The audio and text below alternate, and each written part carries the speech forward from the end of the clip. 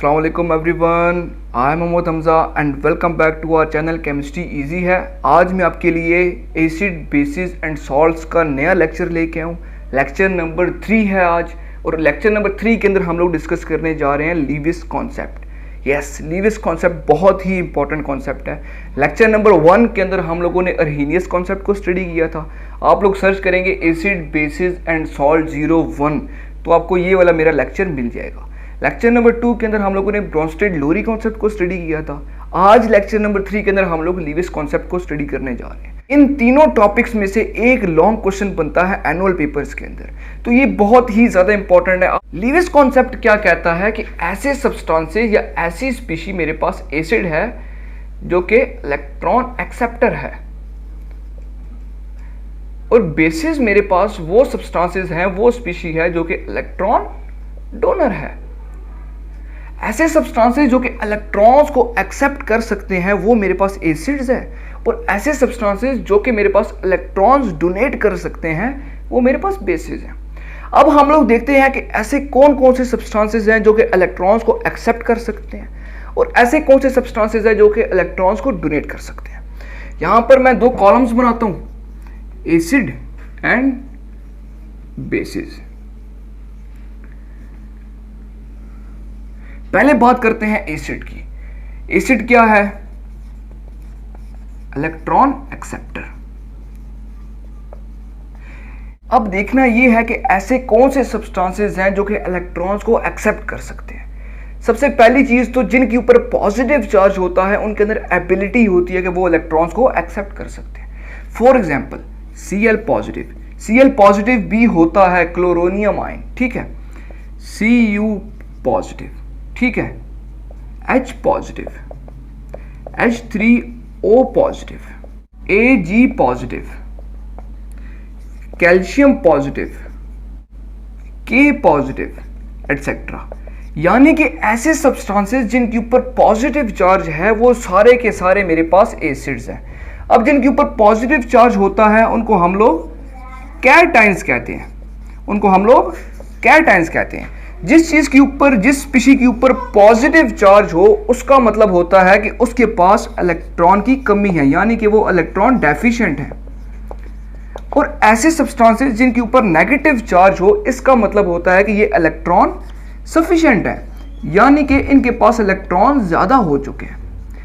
अब जिसके ऊपर पॉजिटिव चार्ज है उसका मतलब है कि उनके पास इलेक्ट्रॉन्स की कमी है, तो जिस चीज के पास इलेक्ट्रॉन्स की कमी है वो इलेक्ट्रॉन को एक्सेप्ट कर सकते हैं। फॉर एग्जाम्पल मेरे पास पैसों की कमी है तो मैं पैसों को एक्सेप्ट कर सकता हूं ना, मुझे पैसों की जरूरत है। तो ऐसे सब्सटेंसेस जिनके ऊपर पॉजिटिव चार्ज है इनको इलेक्ट्रॉन्स की जरूरत है, तो ये सब्सटेंसेस इलेक्ट्रॉन्स एक्सेप्ट कर सकते हैं। यानी कि जितने भी कैटाइंस हैं जिनके ऊपर पॉजिटिव चार्ज है वो सारे के सारे एसिड्स हैं।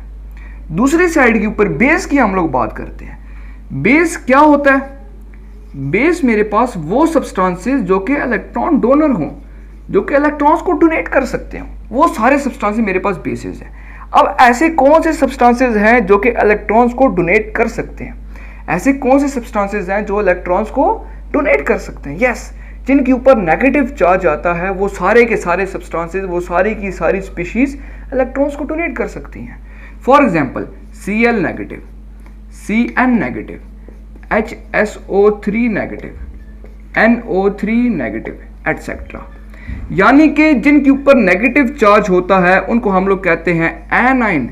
तो जितने भी एनाइंस हैं वो सारे के सारे बेसिस हैं, क्योंकि इनके ऊपर नेगेटिव चार्ज है, और जिस चीज के ऊपर नेगेटिव चार्ज होता है उसका मतलब है कि उनके पास इलेक्ट्रॉन ज्यादा हो चुके हैं। ठीक हो गया। अब ये तो हो गया कि एनाइंस और cations, cations acids, A9 basis. अब अगर मेरे पास कोई न्यूट्रल सब्सटेंस है, कोई न्यूट्रल कंपाउंड है, तो वो क्या होगा? वो एसिड होगा कि बेस होगा?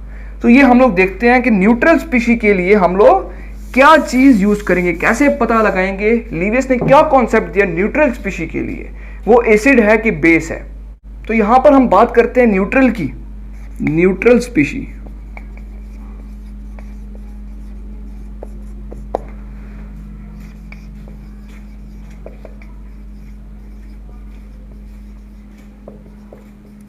ठीक हो गया।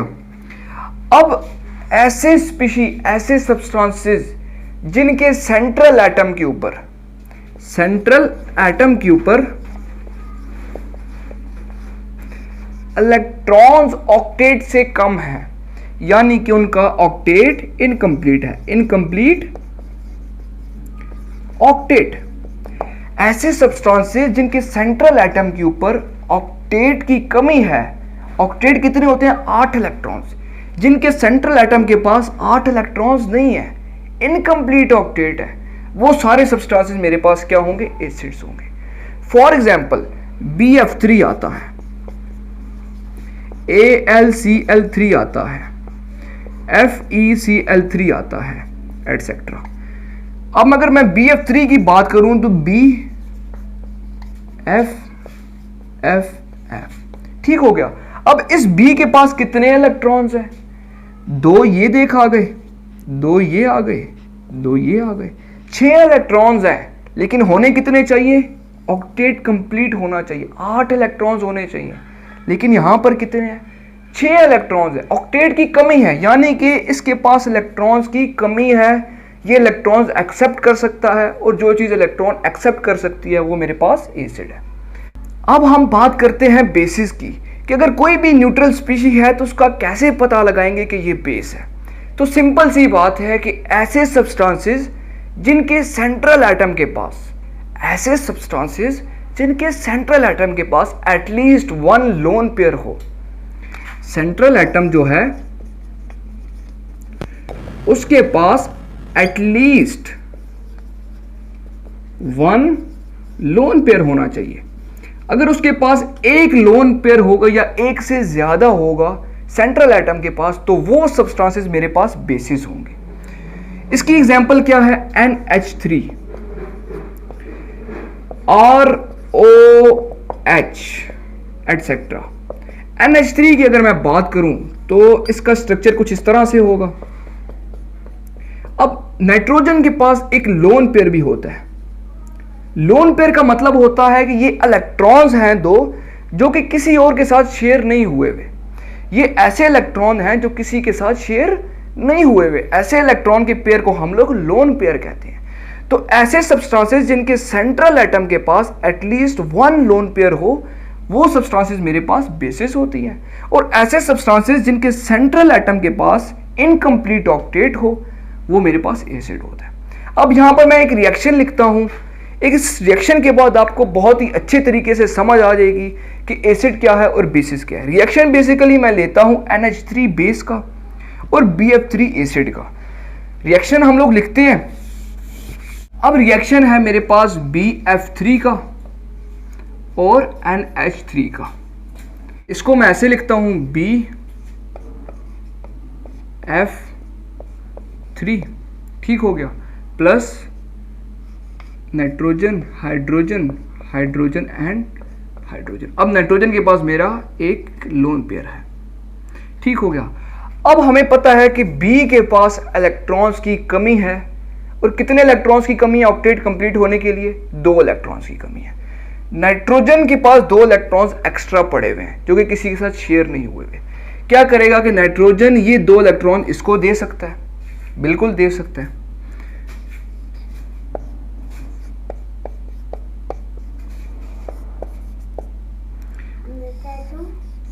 Nitrogen, hydrogen, hydrogen, hydrogen.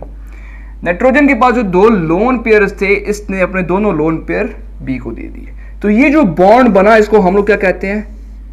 Coordinate covalent bond. जो सिंपल कोवलेंट बॉन्ड होता है उसको हम लोग इस तरह से शो करते हैं, जो कोऑर्डिनेट कोवलेंट बॉन्ड होता है उसको हम लोग एरो से शो करते हैं। यानी एरो का मतलब है कि इसने दोनों के दोनों अपने इलेक्ट्रॉन्स इसको दे दिए। अब इसने इलेक्ट्रॉन्स डोनेट किए, इसने इलेक्ट्रॉन एक्सेप्ट किए। तो ये जो चीज है ये मेरे पास एसिड है, ये जो चीज है ये मेरे पास बेस है। और एसिड और बेस का जो प्रोडक्ट है वो एक ही कंपाउंड आया है। इसमें एसिड का पोर्शन ये वाला है और बेस का पोर्शन ये वाला है। अब इन दोनों का प्रोडक्ट एक ही है। अब जो प्रोडक्ट जिसके अंदर एसिड का पोर्शन भी है और बेस का पोर्शन भी है, ऐसे कंपाउंड को, ऐसे प्रोडक्ट को हम लोग एडक्ट कहते हैं। एडल्ट की टर्म मेरे पास लीविस कॉन्सेप्ट ने बताई थी हमें। तो ये थी मेरी आज की छोटी सी वीडियो लीविस कॉन्सेप्ट के बारे में। एसिड वो सब्सटेंस है जो इलेक्ट्रॉन्स को एक्सेप्ट कर सकता है, बेस वो सब्सटेंस है, वो स्पीशीज है जो कि इलेक्ट्रॉन्स को डोनेट कर सकती है। हम लोगों ने कैटायंस एनायंस भी डिस्कस कर लिया और न्यूट्रल स्पीशीज के बारे में भी हम लोगों ने डिस्कस कर लिया। ठीक हो गया। तो अगर आपको मेरी ये वीडियो अच्छी लगी है तो इसको लाइक ज़रूर करिएगा, इसको आगे तक शेयर ज़रूर करिएगा और कमेंट बॉक्स के अंदर अपना पॉइंट ऑफ व्यू लाजमी बताइएगा कि आपको ये टॉपिक समझ आया है कि नहीं आया। मिलते हैं किसी नेक्स्ट वीडियो में। सी यू सून, साइन ऑफ, अल्लाह हाफिज़।